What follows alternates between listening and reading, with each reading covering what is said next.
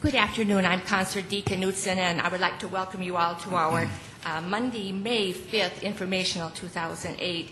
And we will begin, first of all, with our City Council staff report from our City Clerk, Deborah Owen. Thank you, and good afternoon, Sioux Falls City Council. A couple of items to talk about today. We had met once with the Fiscal Committee meeting to review the proposed City Council's department budget, if you will.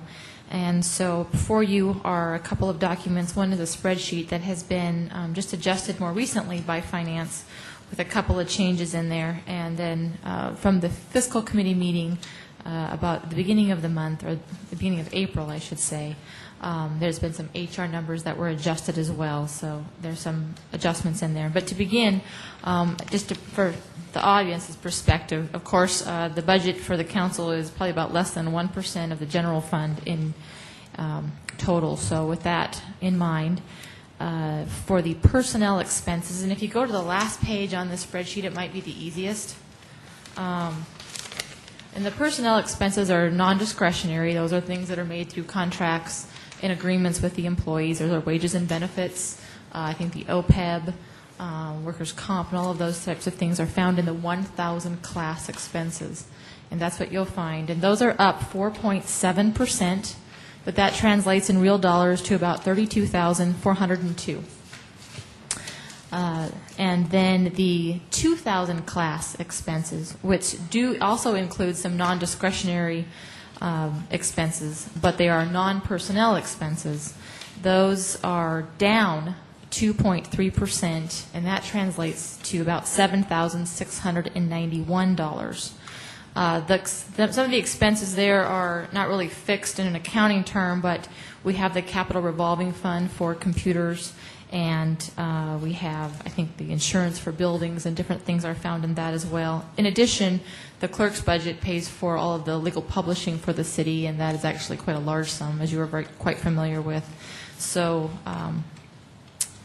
let's see here, I'll just roll through it. I think there's also an update that you've been given in the past that the audit committee is seeking to move the external auditor expenses to be transferred from the finance department to the internal audit division in 2009, even though those numbers are actually not figured into the 2,000 class expenses.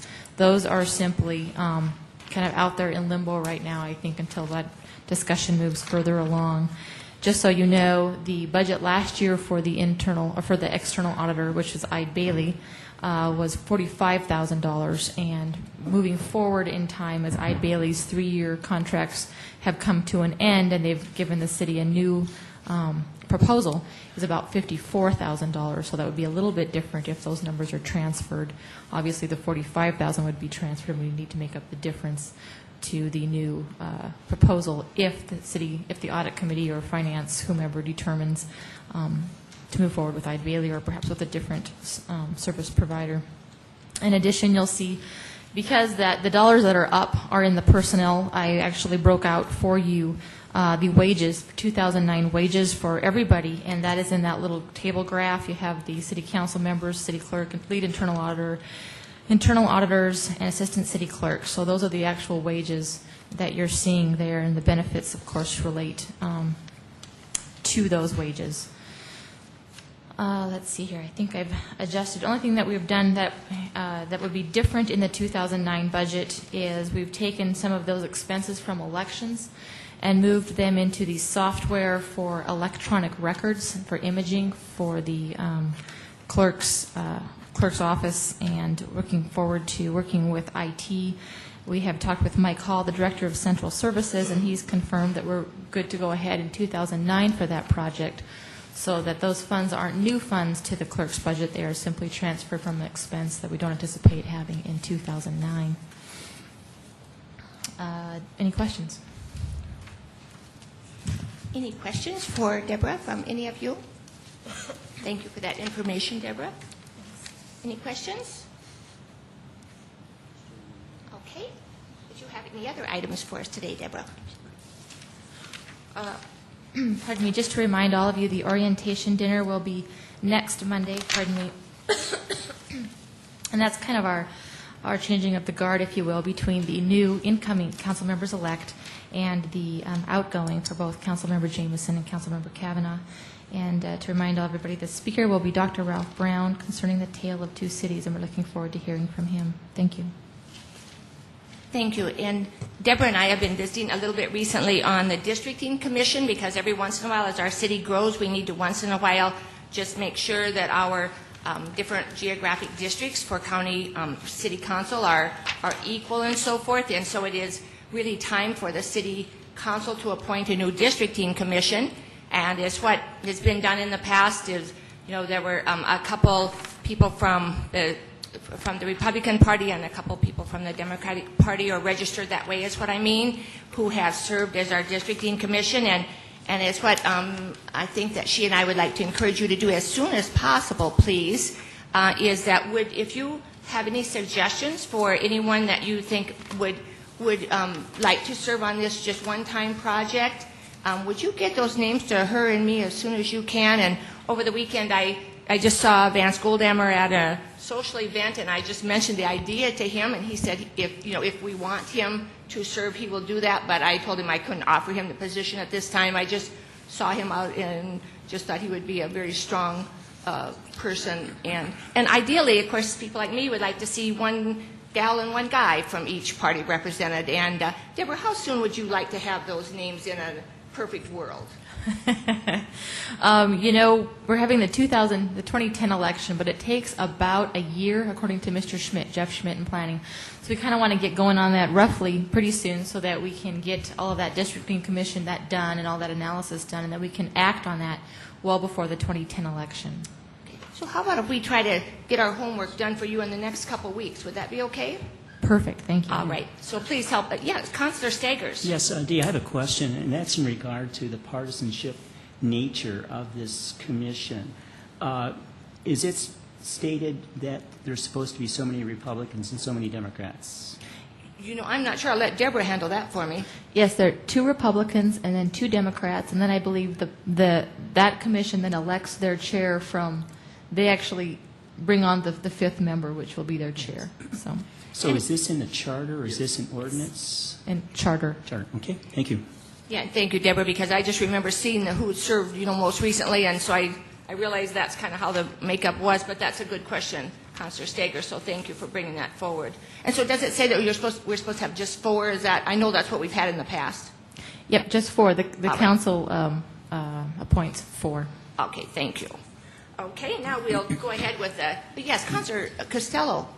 Dee, tomorrow probably won't be a slow news day after tonight's meeting, but perhaps a brief article in the Argus, if our local reporter would pick up on that, and maybe we can make something on the website, too, for people to apply. Okay, and thank you. I think that's a very good idea.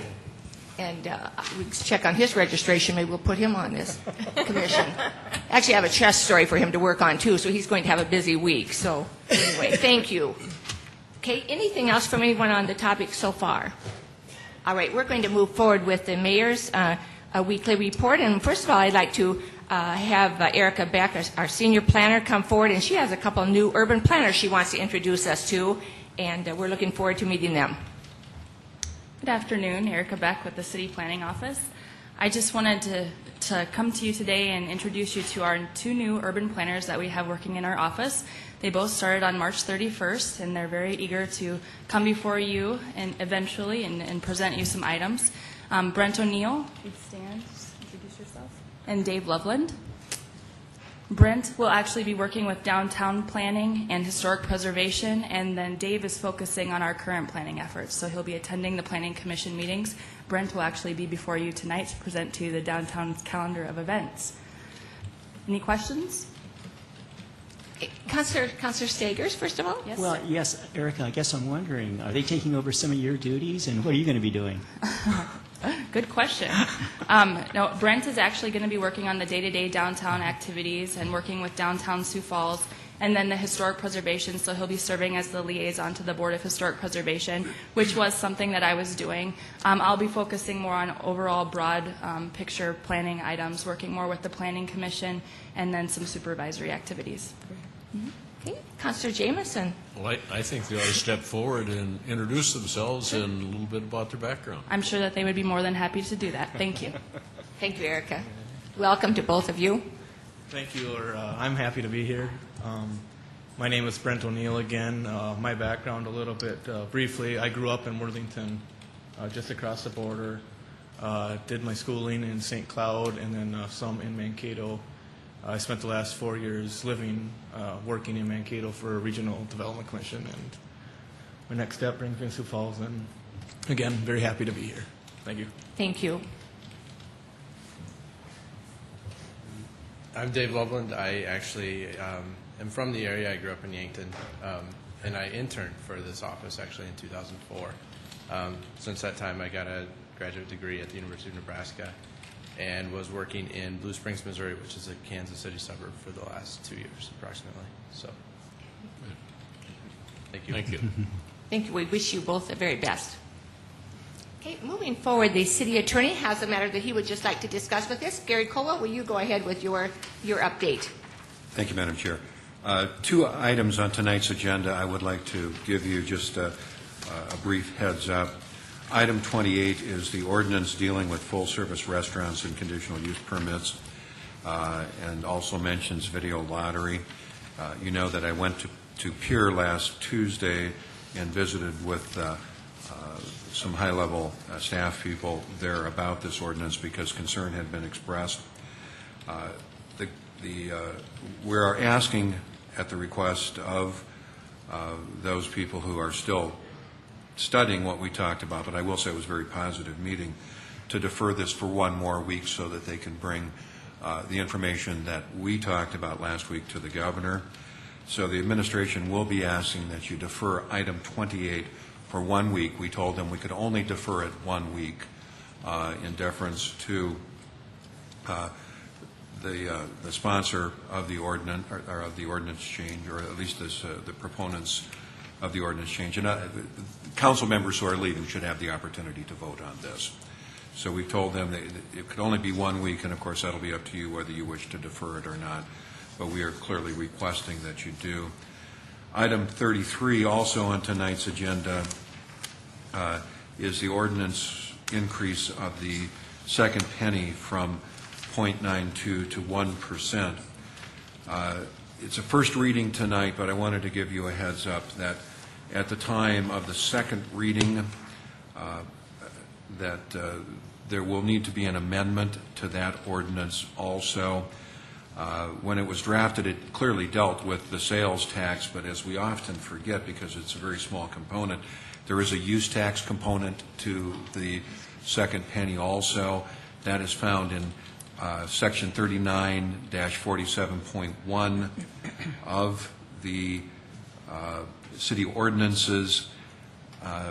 When that was decreased in 2004, that was done in 2 separate ordinances and not at the same time. Much better practice would be to consider everything at once, yes or no, whether you wish to increase it, because they are part of the same equation. So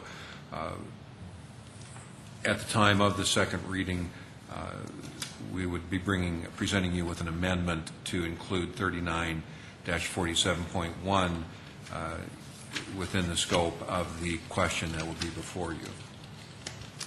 So. Thank you, Gary. Would any of you have any questions? Yes, I'm sorry, Councilor Yes. Stagers, go ahead. I guess I'm wondering, Gary, is it ever possible just to make an amendment at the first reading instead of waiting for the second reading? We've talked about that. Generally, the amendment is made at the second reading because that's when the debate takes place. The first reading is not a time for debate. It's simply a time for presentation and answering questions. Because by doing it with the first reading, we would have this clarified for everybody, that when they would come for the second reading, they would know exactly what it's going to be without having all these amendments take place while they're here. I understand what you're saying, Councilor Staggers.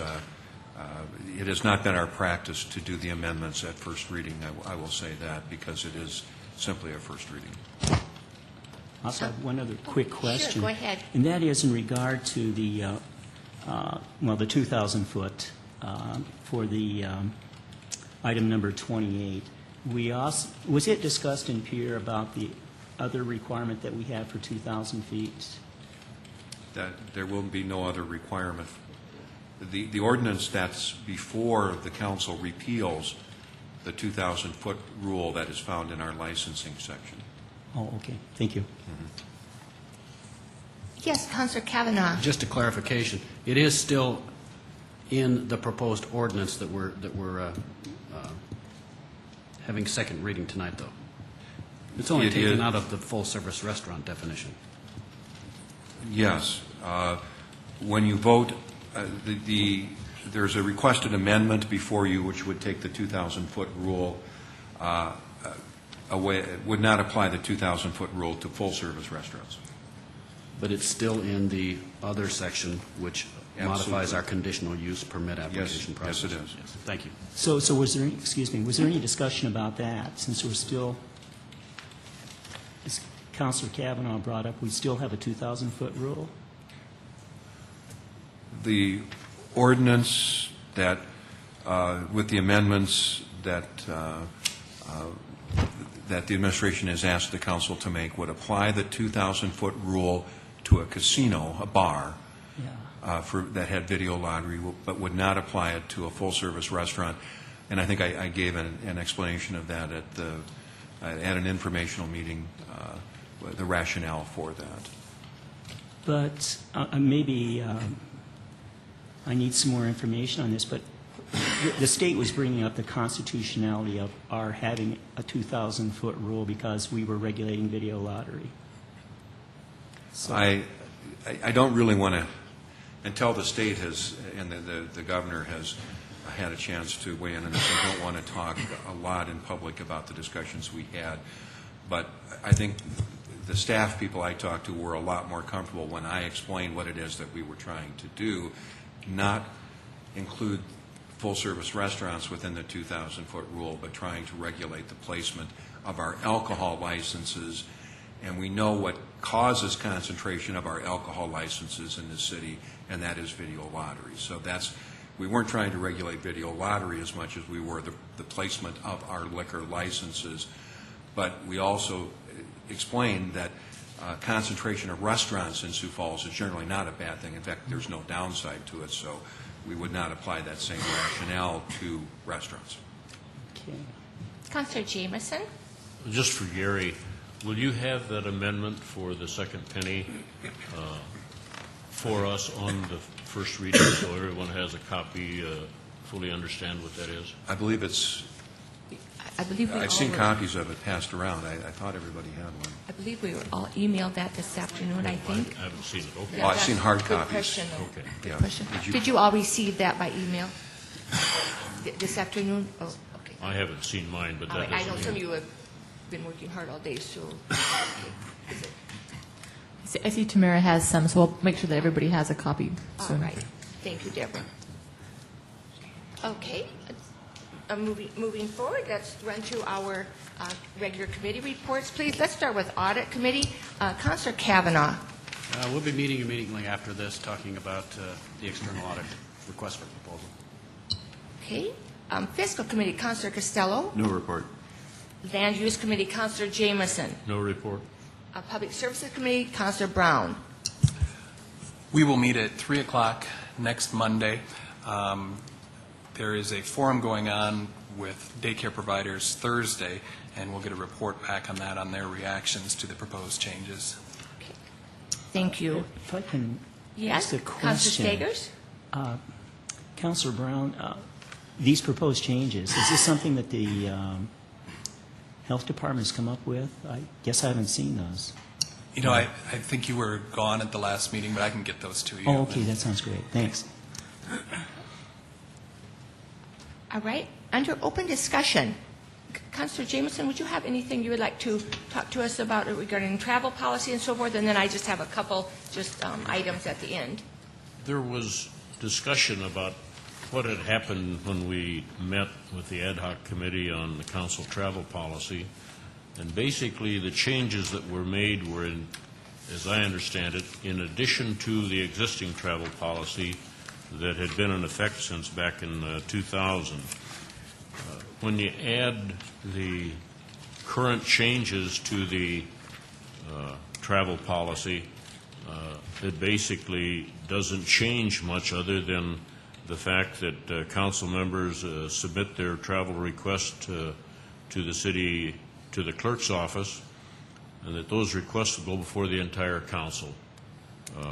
Once approved, the council chair will sign off and approve travel request forms.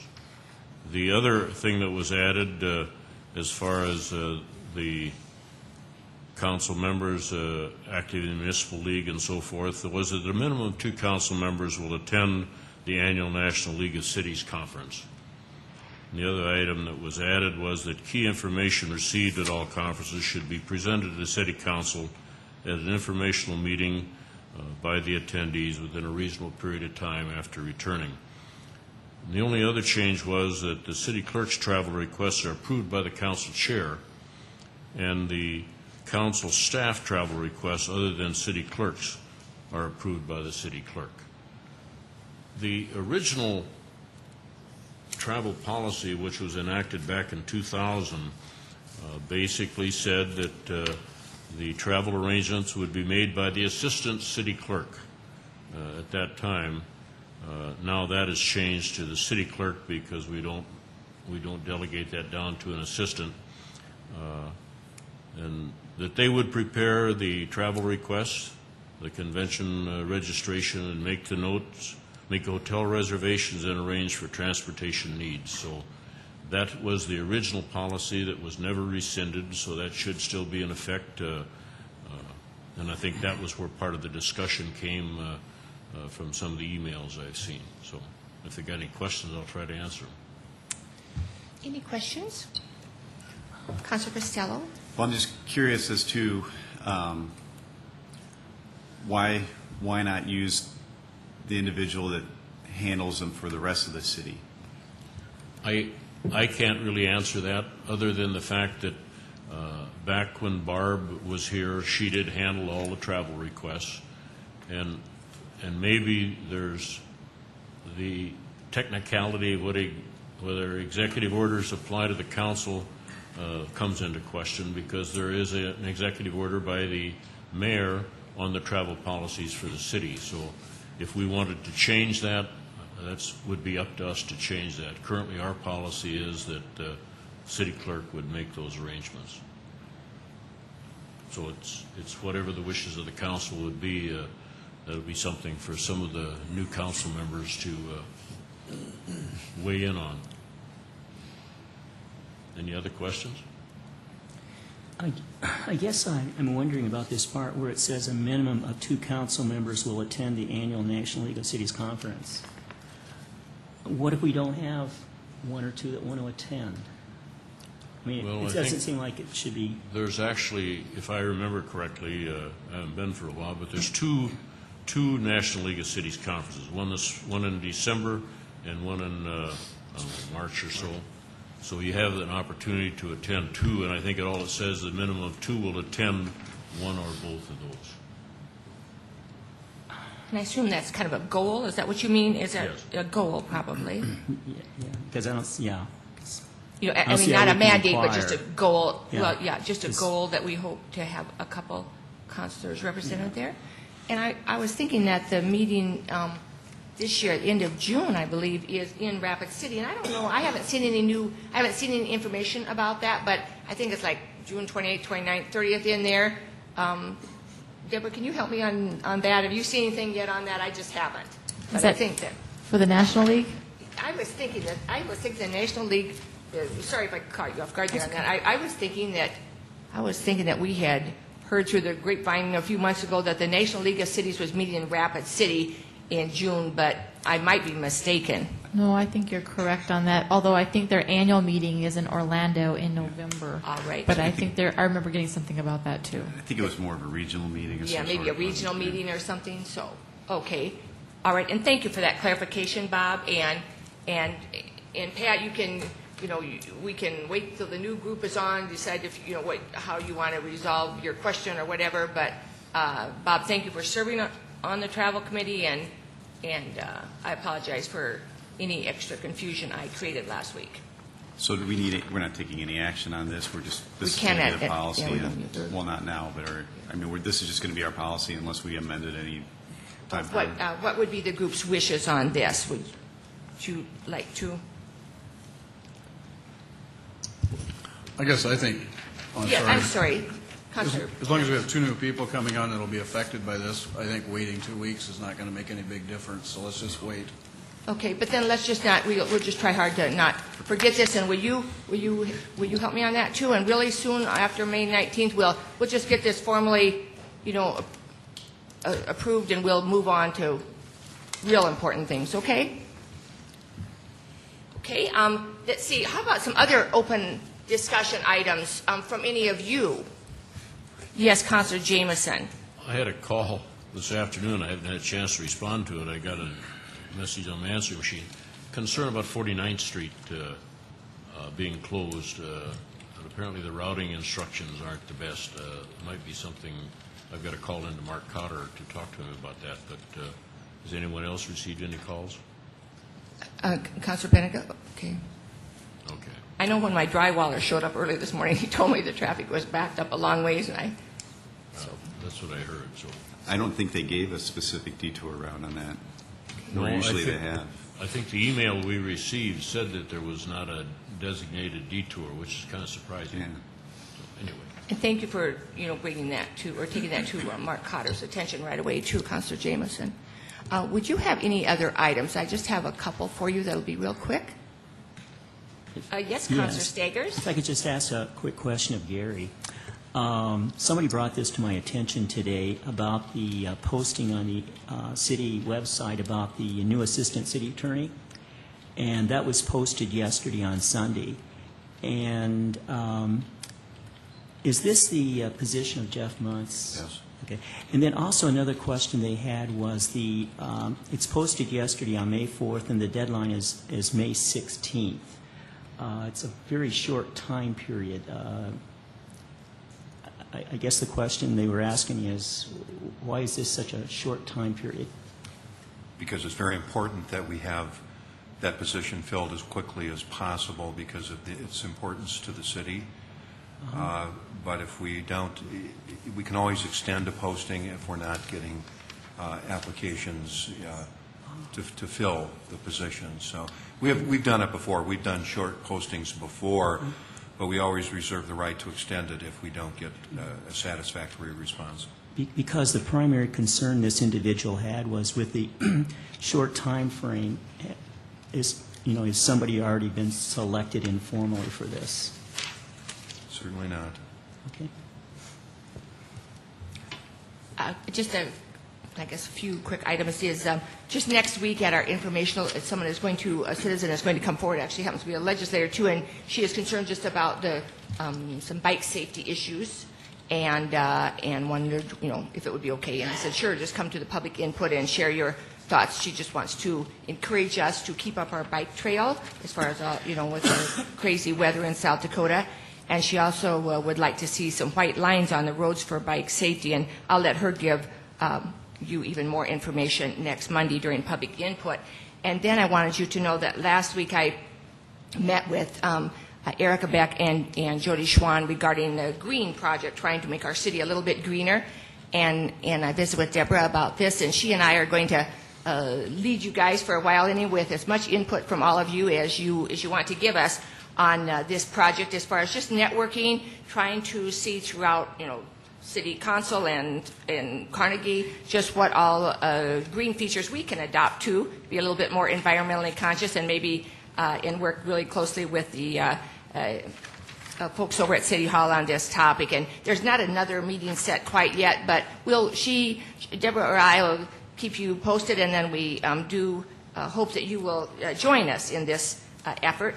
And you might, if you haven't checked already, recently, the new website is siouxfalls.org and then /green, if you want to look at that. And we're also hoping to get some of the new counselors involved in this effort. And it's fun to see one of them out there in the audience. So he's gotten a little heads up there. And then also on Saturday morning, I went to a planning meeting over in the McKinnon Park area for their celebration, their centennial celebration.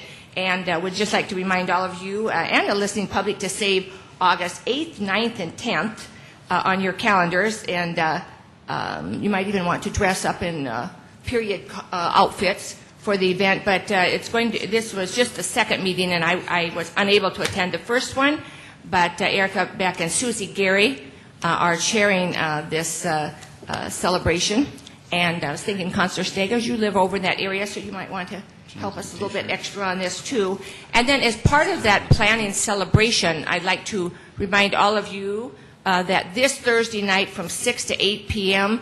at the over at the Orpheum Theater in the Channel 16 studio, the Studio 16 people are asking people to come forward if they have some special memories to share about growing up or living now in the McKinnon Park area. And they taped quite a few people last Saturday, including a lady that's in her 90s who's lived there for, I think, ever.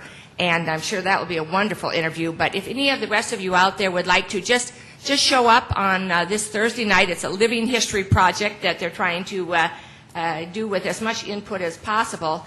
And then for your information also, the next planning meeting is Friday, May 30th. At the women's home, that women's history club on South Phillips Avenue. I hadn't been in that building for a long time. That was really fun to just see that. So I'll kind of keep you posted on that project too. And that's all I have for today. Yes, Councilor Costello? Yeah. Deborah, the invoice from the school district regarding the election, did we want to talk about that, or? Certainly we can. I don't have it in front of me, but I can do it pretty much from memory, I think. We just received our bill also from the county auditor, which is a little over $1,000, but I can get that to you. I think we had some concerns about, which I passed on to the fiscal committee meeting, so not everybody would be in the loop on this, but it had to do with paying benefits for employees, something that we don't do. With the county's bill, we do pay her employees per hour when they're working on the AutoMark to program it for the charter revision amendments, for instance, or when they work directly on behalf of the city's election, which is customary. There was a presentation by the school board that we would also pay, in addition to their wages, benefits, which is something new that we hadn't done before. So I brought that to the fiscal committee meeting, or fiscal committee via email, to ask them for their insight. And then also there was a very large amount of mileage. So I sought insight from them as well as to how they wanted to proceed with that. If I'm not mistaken, I think the benefits are the Social Security tax. Oh, that would be it? their rate, yeah. Oh, I thought you said, okay. I mean, okay. 0.0765, that sounds like that's a Social Security okay. rate, yeah. Okay. And the mileage part, yeah, I don't know. Yeah, it's pretty high. I have an opinion on that. So. I'm just looking for direction from all of you. Councilor Jameson?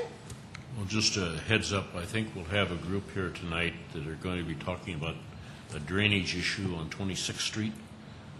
Starts at about Sertoma, goes across 26th Street, and then goes down to Skunk Creek. I think some of us that have been on the council for a while can remember in the flood there was a basement washed out of a home down there. Well, these people are on the south side of 26th Street, and they're concerned about the culverts being too small and not allowing the water to go through, and holding it back too much. So they've got some pictures and stuff. I met with them the other day, and they're concerned. So I think they'll be here tonight. In fact, Bob, as you say that, I just wanted to tell you, depending on what you decide as a group to do as far as deferring that the full-service restaurant bit or not, is I know you've all visited with Charlie Knipe, and then I visited with him for a while on the phone today, and I just gave him a heads up that there would be that at least motion to defer, but I think he's going to come anyway, so you might want to think about letting him speak for a few minutes since he's made the effort, and I'll leave that up to you as a group on that. I just meant out of courtesy. Okay, anything else from anyone? Okay, thank you very much, and we'll see you. And yes, I'm sorry, Kermit, go ahead, please. Yeah, I thought I'd mention that at this time I'm contemplating making an amendment or offering an amendment to the resolution tonight dealing with year-round watering restrictions. All right. To make those restrictions just for the summer months. So if anybody would like to second that, I'll be presenting that tonight. Okay, I know that topic was discussed just a little bit at our briefing last week.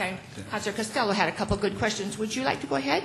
Well, aren't they already in effect for summer months? Or are you talking about extending them? I'm talking about the resolution making them year-round. Yeah, the resolution makes it year-round, but don't we have the existing water restrictions for the summer months already? Yes, right. So what will your amendment do? So it will, the resolution will, well, the resolution is going to delete having it year-round. That's what it's going to do. But when you Wouldn't talk... that just be the same as a no vote? Wouldn't that just be the same as voting no? Well, if you... To the original resolution, I would... Well, the resolution, I think, adds that element of what is it, the address is the even odd. I mean, that's, last year we had that, and I'm not sure if that's permanent or not. I don't think it is. So this one would say, you know, we would still have the even odd, and then also the 12 to 5, year-round. So, of course, my question is, why should we do it year-round? We don't have any water problems in the January, February, or anything like that. So that's all. And thank you for that heads up. And I know we did talk about that issue really for some time at our Public Services Committee. And again, it, you know, just gets to be a philosophical difference. And we'll just, you know, we appreciate and we respect your views on that too, because some of us on that committee just thought that on the other hand, that maybe would be better conditioning or habit forming to do it year round. But you know, you're very much entitled to your opinion on that too, of course. All right. Anything else? Okay, I'd like to adjourn our informational for today, and we'll see you at 7 o'clock tonight. Enjoy the nice weather if you can.